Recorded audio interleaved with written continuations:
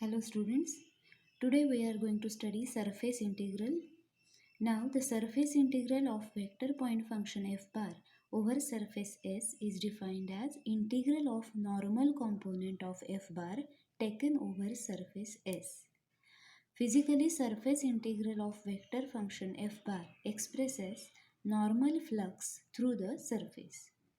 If f bar represents velocity vector q bar of a fluid, the surface integral of q bar over closed surface represents rate of flow of fluid through the surface. Now we will study one important theorem which connects surface integral with volume integral, which is Gauss Divergence Theorem. Now see the statement. It states that the surface integral of normal component of vector point function f bar over a closed surface is equal to volume integral of divergence of f bar taken throughout the volume V enclosed by surface S. We can write it as double integration over S f bar dot n cap ds equal to triple integration over V del dot f bar dv. Now del dot f bar is nothing but divergence of f bar. So surface integral is equal to volume integral. Now n cap is unit vector at point P enclosed by an element of area delta S along an outward drawn normal to the surface at P. You can see the diagram here.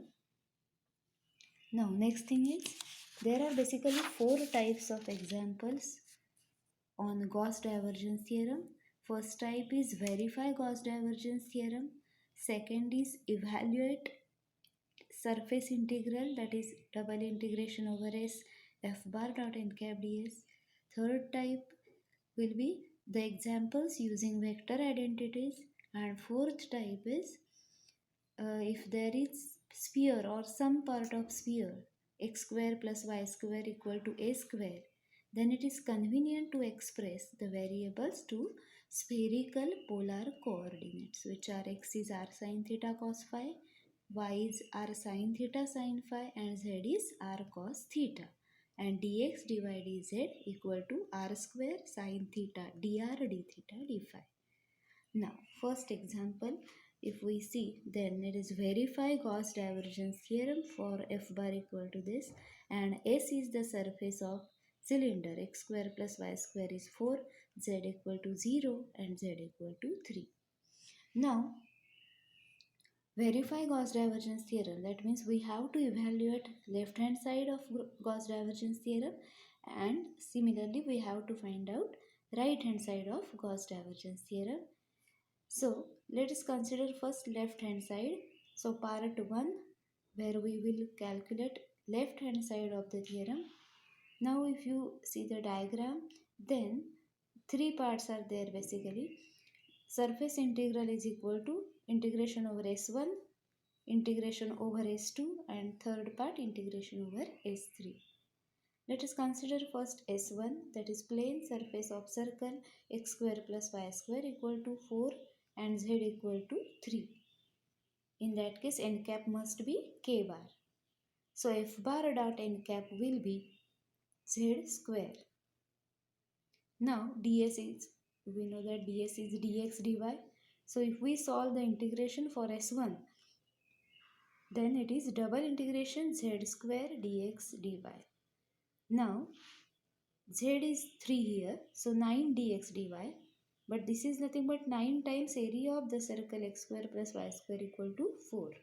So area is pi 2 square.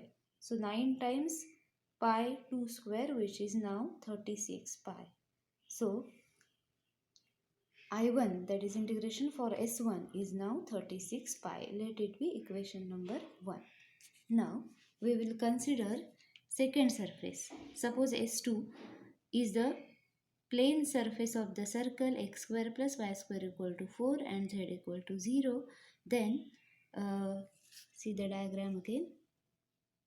S2, here it is. Now for S2, if we consider, then n cap will be negative of negative sign k cap. and z equal to 0 here. So if you calculate integration I2 double integration f bar dot n cap ds, then since z is 0, it is equal to 0. So integration over S2 is here 0. Let it be equation number 2. Similarly, S3 if we consider, then it is curved surface of cylinder. So in this case, we consider phi is equal to x square plus y square minus 4. So we know that n cap is del phi upon modulus del phi. Del phi is always normal vector to that surface phi. So if we calculate its magnitude, and if we divide del phi by its magnitude, we get a corresponding unit vector. So n cap is here xi bar plus yj bar upon 2, and f bar dot n cap, if we calculate, then it is dot product of f bar n cap is 1 by 2 4x square minus 2y cube. Now we are discussing third surface, so let it be I3. Integration will be I3 double integration 4x square minus 2y cube upon 2 ds. Now transforming variables to cylindrical coordinates, we know that x must be 2 cos theta, y must be 2 sin theta, and z is z. Since 2 is the radius, now ds is equal to this 2 dz d theta. Now if we solve the integration, we are discussing complete curve. So theta 0 to 2 pi, z varies, we know that z varies from 0 to 3, and if we substitute these values here, in place of x 2 cos theta, and in place of s if we substitute y as 2 sin theta, then integration will be like this. And if we solve for theta and if we solve for z, then it is equal to 48 pi. So third surface if we consider S3, if we consider, then corresponding integral is 48 pi. Now double integration over S f bar dot n cap ds will be addition of these three values, I1 plus I2 plus I3. So it is 84 pi. Let it be equation number 4. Now this will be left hand side of Gauss divergence theorem, that is surface integral. Now let us calculate volume integral, that is right hand side. For that we need del dot f bar, divergence of f bar. So dot product of these two vectors, if we calculate, it is 4 minus 4y plus 2z. Now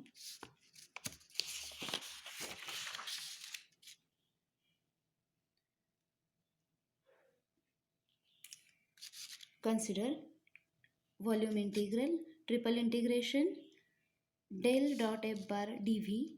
Then if we substitute the dot product here, then we can write triple integration, z varies from 0 to 3, 4 minus 4y plus 2z dx dy dz.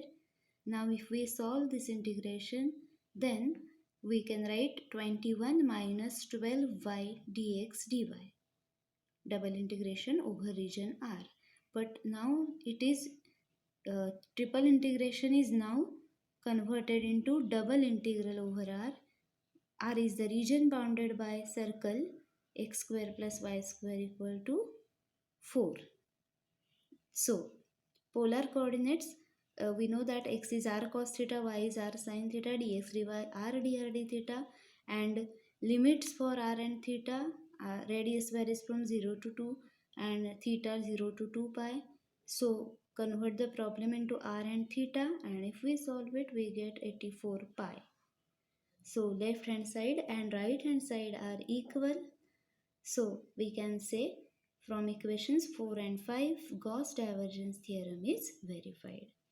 So this is how we can verify Gauss divergence theorem. Thank you.